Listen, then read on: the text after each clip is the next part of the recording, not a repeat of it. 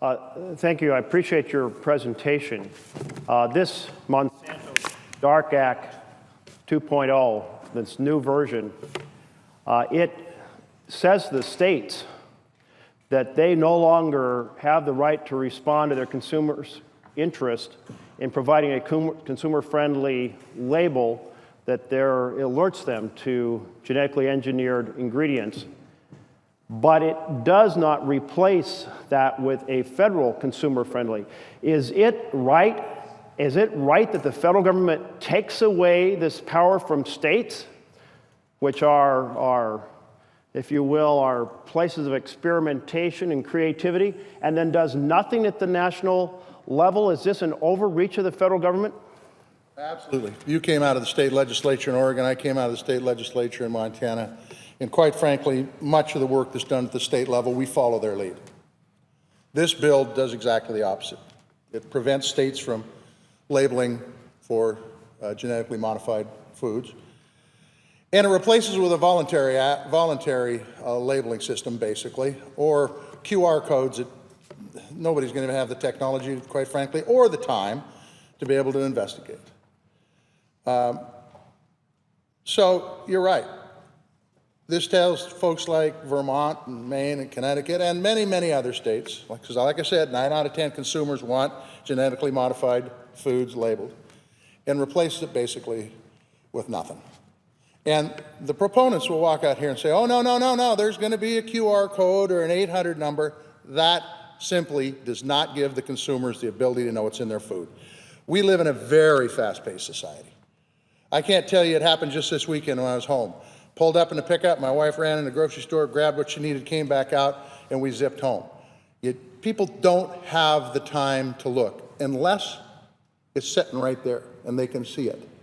And that's what your bill does, Senator Merkley. Your bill gives the consumer the ability to look at a package very simply and know what's in it. And that's what we should be fighting for in this body. We shouldn't be fighting to keep people in the dark. We should be fighting to let people know so they can make good decisions. If you have good information, and it's true here, and it's true amongst the American public, if you have good information, you can make good decisions. And for parents to buy food for their kids, they ought to have the information so they can make good decisions. It's simply a right to know what's in your food. Mr. President, I ask unanimous consent to engage in a colloquy with my colleague from Montana. Without objection. Thank you very much, Mr. President. I picture that an individual going up, and I'll just use these papers as examples of a food product. I go up and I have 3 different bags of rice and I want to look. I can scan the ingredients list of these 3 products to see what they contain, well, in about 5 seconds. If what's required of me is to pull out my phone, call up an 800 number, work my way through a phone tree, proceed to talk to someone who may or may not even know what I'm calling about, and maybe I'm getting a busy signal or a message which says, I'm sorry, our phone lines are very busy, but we will get to you in 25 minutes, estimated. How long am I going to have to stand versus the 5 seconds that it takes if there is a symbol or an indication on the ingredients panel for these 3 products? How long is it going to take me standing in the aisle of the grocery store to try to find out if these 3 products have genetically engineered ingredients? Well, you said it.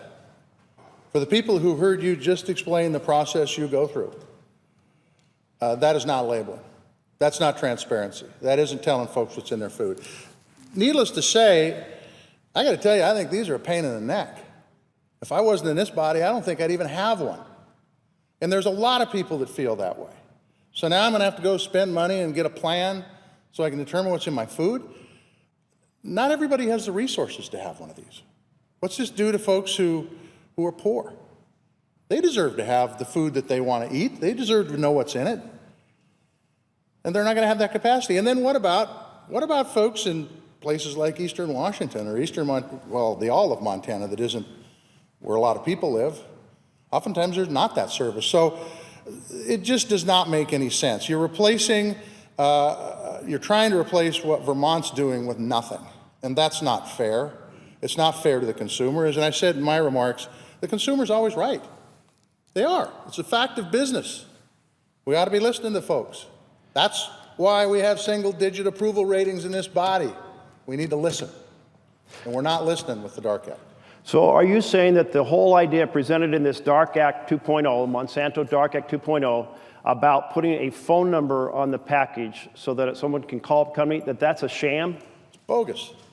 That it's bogus? Yeah, it's worse than nothing. At least if you had nothing, you'd know what you had. So there's a second option put into the Monsanto Dark Act that's before this body, which is the quick response code. Now you have to have a smartphone that can take a picture of that quick response code, take you to a website to get information. Information, by the way, written by the very company that controls the product you're looking at. It's not some third party. I picture that as taking just as much time and complexity and an impossibility for the ordinary person than the 1-800 number. I mean, this requires now, the QR code requires first that you actually have a data plan to be able to get to a website. You have a smartphone instead of an ordinary cell phone. And furthermore, it reveals information about yourself when you go to that website, so you're giving up your privacy. So is the QR code option being discussed also a sham? Well, absolutely. I mean, it's just as bogus as the 800 number, quite frankly, if not more, for all the same reasons. First of all, you have to have the phone, you have to have service.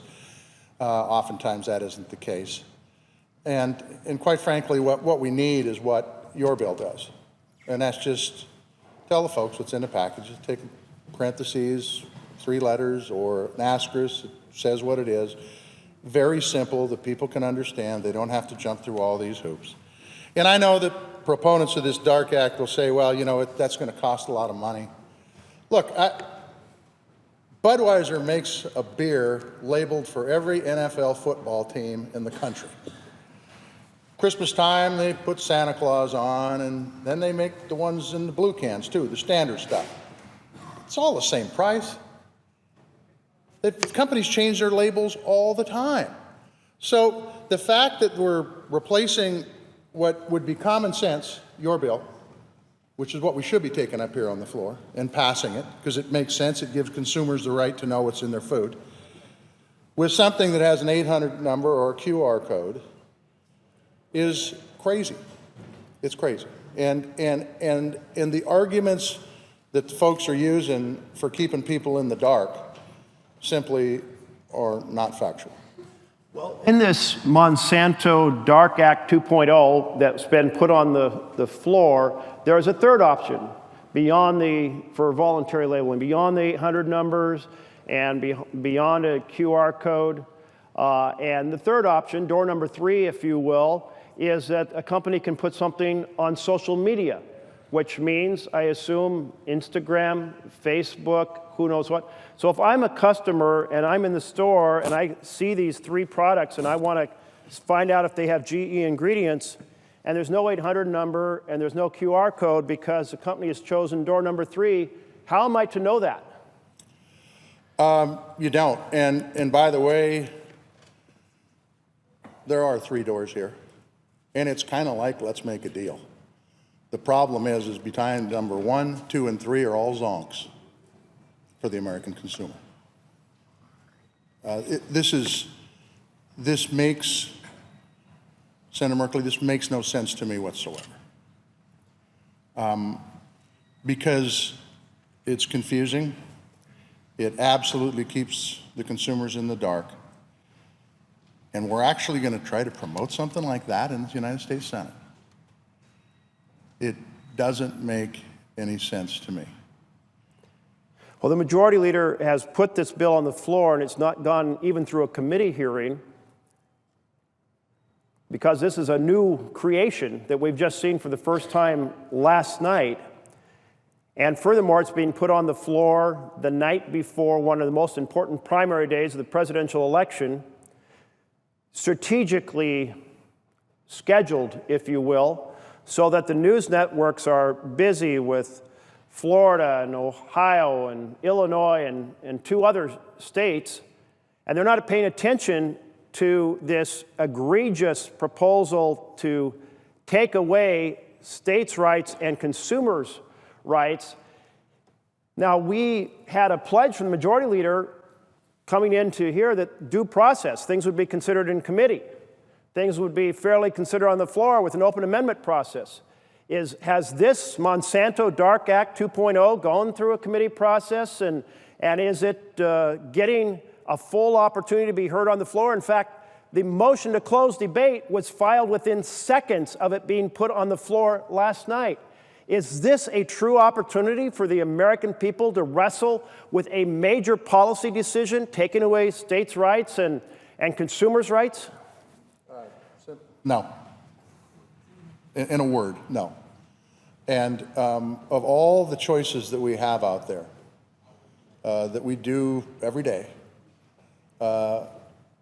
food is one of the most important choices we make. It's what we put in our body. It gives us power. It gives us intellect. It gives us ability to do our daily jobs and work, be successful, support our family.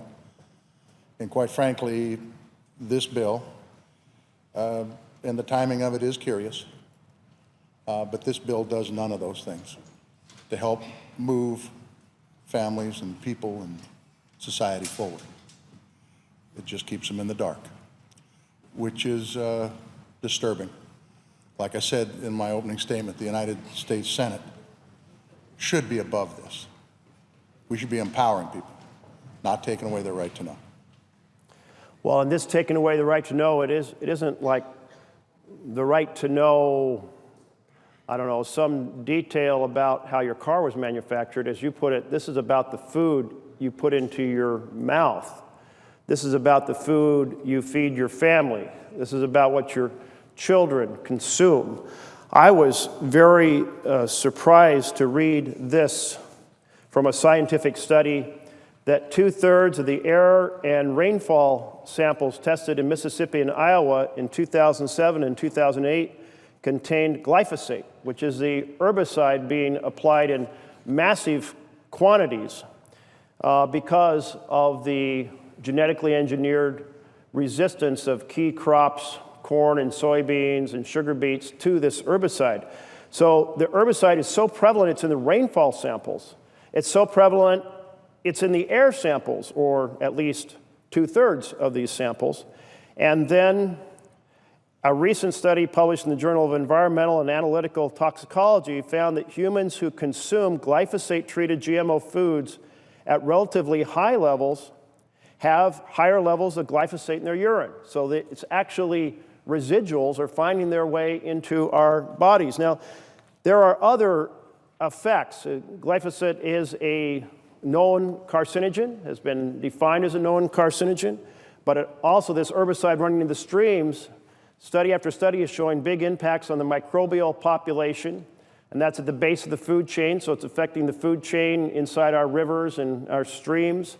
It's affecting, there's gene transfer to relatives of weeds that are relatives of the growing crops. There's an impact on the evolution of bugs, specifically the western corn rootworm, which is evolving, if you will, to become resistant to the pesticide that is in the plant because of the genetic... Your time has expired. Thank you, Mr. President. I ask unanimous consent for us to continue for another 10 minutes. Is there objection? Without objection. Thank you, Mr. President. And so we have these effects that scientific documents are showing.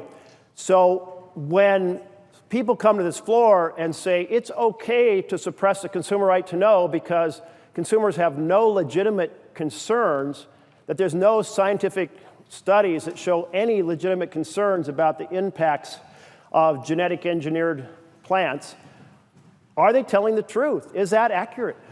Well, I think that's up for the consumer to find out, and the consumer never knows if it's not on the label. I mean, I think we put a lot of things on labels. I bought some orange juice last night. It was not from frozen concentrate. It was fresh squoze, if that's the right word. Squozen, squeezed, whatever it might be. At any rate, and that's a consumer choice that I have. I buy that because I like it. I think it's better. I think it's better for you. That's what I choose to do. And I think what this Dark Act does is it it doesn't allow consumers to make the choices they want. Now, they can do the research once they see what's in it and make the decision whether to some people, they might want to eat it. I mean, it may be a positive thing. This is good. It's got GMO in it. I'm going to buy that. For other folks, they would say, no, I don't want to buy that. That's their choice. And that's what this country's about. It's about freedom. And now we're stopping that. And that's what this debate is about. It's about labeling of food. It's about letting consumers know what they're eating and let them make the decision what's best for their family. Well, I think you summed it all up in the word freedom. A freedom to choose. And that freedom to choose, if it's between wild fish and farmed fish, we facilitate that by giving the information on the package. If it's the freedom to choose between juice from concentrate versus, what do you call it, squozing? I like that. A new word there, beautiful. Juice from concentrate or fresh juice, that in fact, that's a freedom of the consumer, and they can exercise it on the package. If someone decides they want to have a product that is vitamin A enriched like golden rice, that's been done by GE Engineering, maybe they need more vitamin A, that's freedom to choose it. In fact, my point here is that there are scientific studies that show benefits in a variety of circumstances from genetic engineering, and there are studies that show legitimate concerns. On the benefits side, you have, in cases, for example, sweet potatoes, in which they've been made to resist viruses that kill them. In South Africa, that's been very important to the growth of sweet potatoes and provision of that as part of a significant source of food in parts of that country, or golden rice in regions of the world where people eat primarily rice, but they really lack vitamin A, being enriched with vitamin A. Okay, well, but also there's scientific studies that show concerns. And so shouldn't we as consumers have freedom? Why is it that we have on the floor a bill which not only takes away states' rights to respond to consumers' interest in freedom, but proceed to squash for all time and in all geographic areas the freedom of an individual to make that decision, and puts up a sham that says, well, somehow a consumer could inquire by guessing at where on social media or going to a phone bank that's somewhere overseas in the Philippines to find out whether or not there's a GE ingredient, or having to go give up their privacy and go to a website sponsored by the company that made the food. That's not information that allows a consumer to make a choice. What if a consumer had to go to a phone company operating overseas to find out if there was I don't know, the calories that are in the food or the vitamins that are in the food? That would be ridiculous. And it's absurd here. It is a sham and a scam. It is a theft of individuals' freedom in this country. And shouldn't we all in this Senate be standing up for freedom for American citizens who, by the way, when asked in a poll, nationwide poll, 9-1 say they want this information on the package. 9-1. And here we are, and it's a deeply divided country where we have this huge spectrum of ideologies that we're seeing here in the presidential campaign.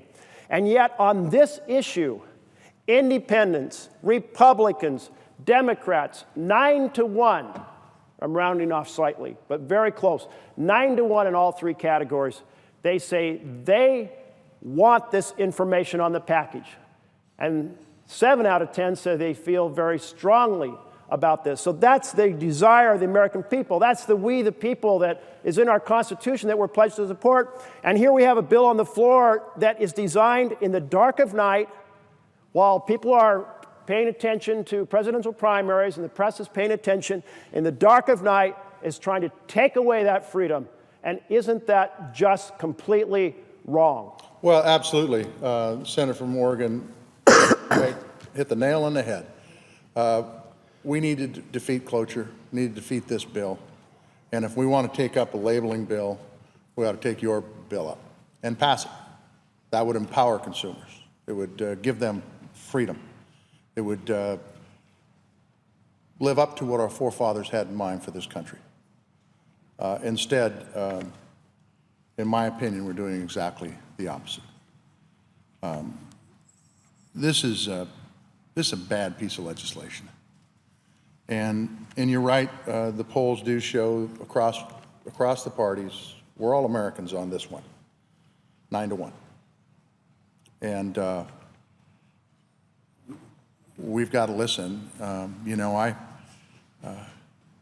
if folks are having a hard time hearing what people are saying, just you know, read your emails. Hear what the folks out in front of your offices are listening to, because folks are talking. We need to listen.